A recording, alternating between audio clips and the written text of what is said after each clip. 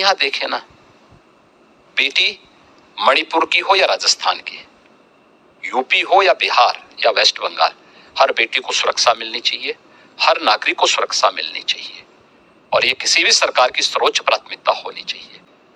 इसके पीछे क्या साजिश नहीं दिखती है? अस्थिरता पैदा करना इसका उद्देश्य नहीं है।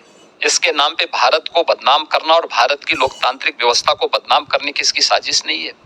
जो लोग अपने यहाँ लोकतंत्र बहाली नहीं कर पाते, लोकतंत्रवादियों को कुचलते हैं, उन लोगों की साजिश इसके पीछे है, और उसका मोहरा कुछ चुनिंदा लोग बन रहे हैं कि ये सब दिखाई नहीं देता है। ये सब स्पष्ट है। हम लोगों को इन चीजों को भी देखना होगा। और hello friends, welcome to my channel. पूरी जानकारी के लिए वीडियो पूरा जरूर देखें, स्किप करके ना देखें। हुई है तो महिला सुरक्षा की बात आप कर रहे थे, तो ऐसे भी होता था उत्तर प्रदेश में, मैंने खुद कवर किया है कि अगर कोई पीड़िता दलित थी तो वो पुलिस स्टेशन में जाके अपना एफआईआर नहीं दर्ज कर सकती थी क्योंकि वहां पर कोई यादव एसएचओ था। ये सब उत्तर प्रदेश में बहुत बहुत मान्यता रखते क्योंकि गांव-गांव में ये जातिवाद जो है वो इतना हावी था। आज ऐसा नहीं है। आज देखिए, हमने यूपी में मिशन शक्ति का एक अभियान चलाया है। आप आश्चर्य करेंगे कि हमारे पास जब 17 में हम आए थे तो मात्र 10,000 महिला पुलिस अधिकारी और कर्मचारी थे। कुल कार्मिकों की संख्या हमारे पास 10,000 थी। आज हमारे पास यह संख्या 40,000 है।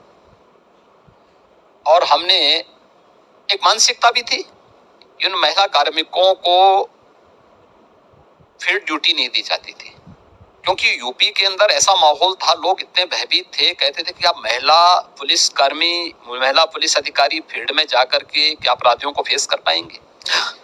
उन्हीं की सुरक्षा की। मैं वही कह रहा हूँ, ये भी भाव था। तो मुझे जब इस प्रतिवेदन मिले कि हम भी फील्ड में, महिला कार्मिकों ने मुझे इस बात को कहा कि हम भी फील्ड में ड्यूटी करना चाहते हैं, मैंने कहा एकदम इनको ड्यूटी मिलनी चाहिए। तो फिर ये हुआ कि कैसे इसको किया जा सकता। हमने एक मिशन शक्ति का एक अभियान प्रारंभ किया। ये अभियान चल रहा है और इसमें सफलतापूर्वक चल रहा है, जिसमें मैंने हर महिला कांस्टेबल को महिला बीट अधिकारी के रूप में नामित किया है। और उनकी जिम्मेदारी है 57,000 से अधिक ग्राम पंचायतें यूपी में इस समय, लगभग 58,000 है, कुछ नगर निकाय में आए हैं, 57,700 के ऊपर अभी भी हमारे पास ग्राम पंचायतें हैं। वे सप्ताह में एक दिन ग्राम पंचायत में जाकर के गांव की सभी महिलाओं के साथ महिला सुरक्षा पे चर्चा करेंगे। आंतरिक या बाह्य कहीं सुरक्षा में कोई सेंध लगाने वाला है तो महिला कांस्टेबल को बताएंगे।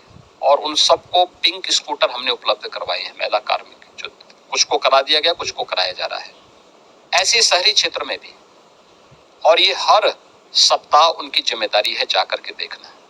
आज आप देख रहे होंगे महिला यहाँ से माननीय मुख्यमंत्री जी ने जो कहा है, एक एक बात को गौर से सुनिए। मुख्यमंत्री जी ने जो कहा है वो सही है या गलत है, आप सभी कमेंट करके जरूर बताएं। माननीय मुख्यमंत्री जी को क्या कहना चाहिए था, क्या नहीं कहना चाहिए था, माननीय मुख्यमंत्री जी ने क्या सही कहा है, क्या गलत कहा है, आप सभी अपनी राय जरूर दें।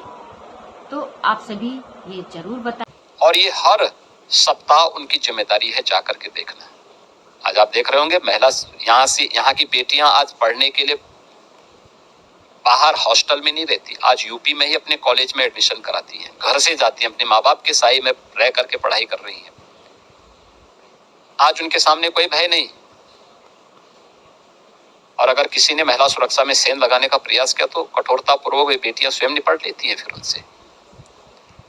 ये माहौल हमें पैदा करना पड़ेगा। ये जो INDI ग्रुपिंग बनी है, ये महिला सुरक्षा 2024 तक महिला सुरक्षा को एक बहुत बड़ा इशू बनाएगी क्योंकि मणिपुर में जो गैंग रेप का जो मसला हुआ था उसको लेकर कहेगी कि मोदी सरकार बेटी बचाओ बेटी पढ़ाओ जरूर कहती है लेकिन महिला सुरक्षित नहीं है और मणिपुर का किस्सा उठाएगी। तो तब आप बैकफुट पे तो चले गए ना, क्योंकि कैसे एक्सप्लेन कर सकेंगे? देखिए, एक बात हम सबको समझनी होगी, भारत की लोकतांत्रिक व्यवस्था में हर संवैधानिक संस्था की अपनी लक्ष्मण रेखा है और जब भी उसका अतिक्रमण होगा तो दुर्भाग्य से इस प्रकार की स्थितियां बनती हैं। मणिपुर के लिए आप केंद्र और राज्य सरकार को दोषी तो ठहरा रहे हैं। मणिपुर में शांति होनी चाहिए,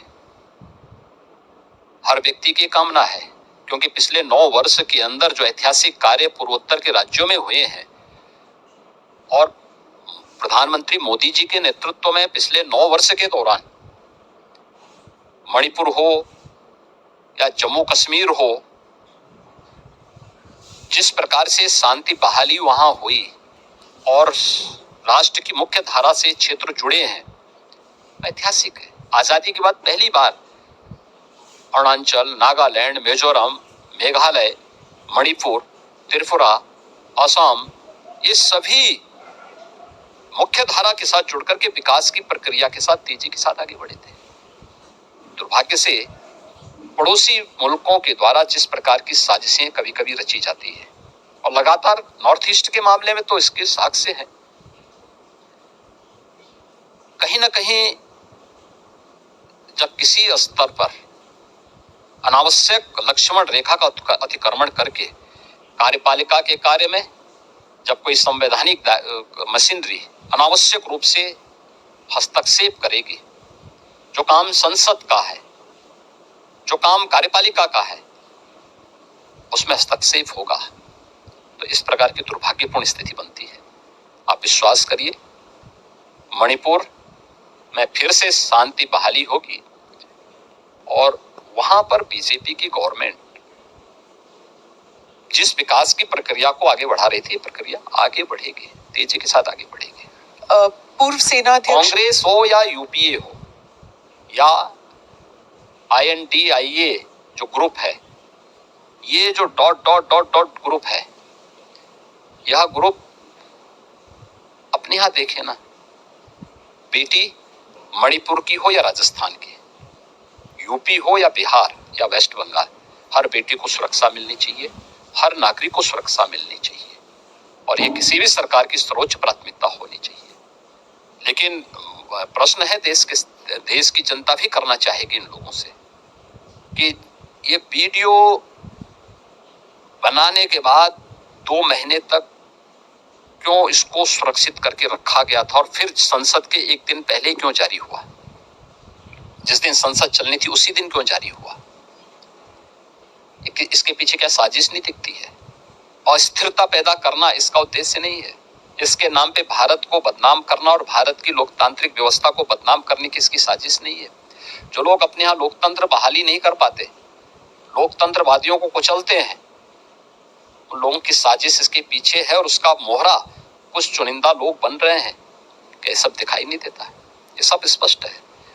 हम लोगों को इन चीजों को भी देखना होगा और इससे सतर्क होकर के ही हम शांति भी बहाली करेंगे, साथ साथ आम जनमानस का विश्वास मोदी जी के प्रति है और फिर से मोदी जी के नेतृत्व में NDA की गवर्नमेंट बनेगी, इसमें 2024 में कोई संदेह नहीं होना चाहिए। आप राजनीतिक साजिश की बात करते हैं।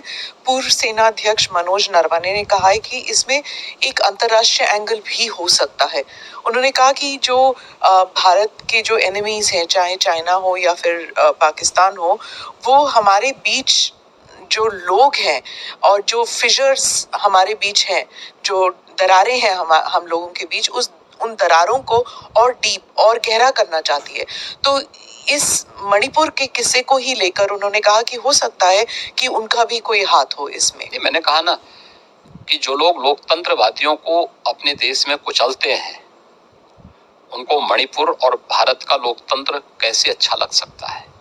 और आपका राज्य भी नेपाल से जुड़ा हुआ है, आप भी एक किस्म से आप भी एक फ्रंटियर हमारे यहाँ स्टेट कोई है। दिक्कत नहीं आएगी। उत्तर प्रदेश सुरक्षित है और उत्तर प्रदेश सुरक्षित रहेगा।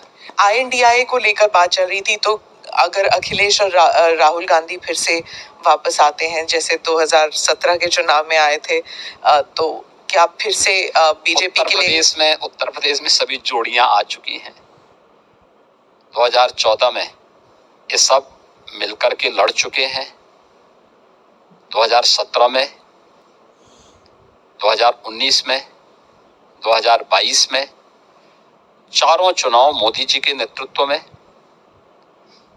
भारतीय जनता पार्टी और एनडीए ने विराट बहुमत के साथ में सफलता प्राप्त की है और 2024 में